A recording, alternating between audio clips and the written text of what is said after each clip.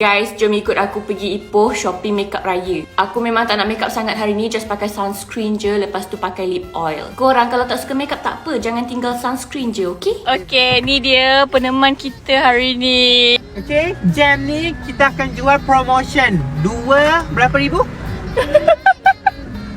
400. Okey guys, kita dah sampai Maksu Beauty, pemborong kosmetik Ipoh Perak. Okay, jom masuk. Wow.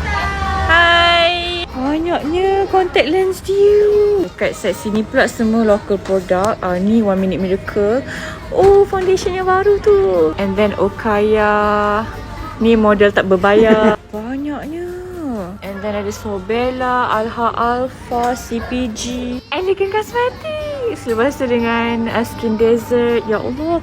Ni favourite ni. Grapeseed Oil Cut Berry. Foundation baru Kubremi yang edition raya. And then Sugar Gold. Belah sini semua makeup bag. Ya Allah, banyaknya. Ni, telur-telur keriangan para wanita. Takkan hilang lah telur-telur ni lah kalau korang beli semua ni. Dan belah sini ada hair dryer, hair straightener. Belah sini semua loose powder. Ni, eyeshadow palette dia. Oh my god. Tak lupa juga untuk siapa-siapa yang nak kahwin, ada Inai ya. Section sini semua mascara. Memang heaven betul. And then dia ada body scrub dekat belah sini. Sunscreen dekat sini semua ada. Guys, ni yang paling best. Dia ada tempat bag. Memang serba-serbi adanya. Kau tengok.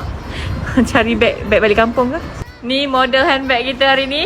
Ya, gitu girl. Material girl. Apa semua ada dekat sini. Memang heaven gila lah. Stokin comel-comel. And then slipper pun ada. Korang, ni dia ada second floor tau. Ni second floor dia ada baju guys. Tudung bawal semua ada. Ya Allah. Memang all in one weh. Sumpah all in one weh kedai ni. Telekong dia cantik-cantik pula tu, nampak? Guys, ni telekong ni aku ingatkan mahal. RM39 je weh.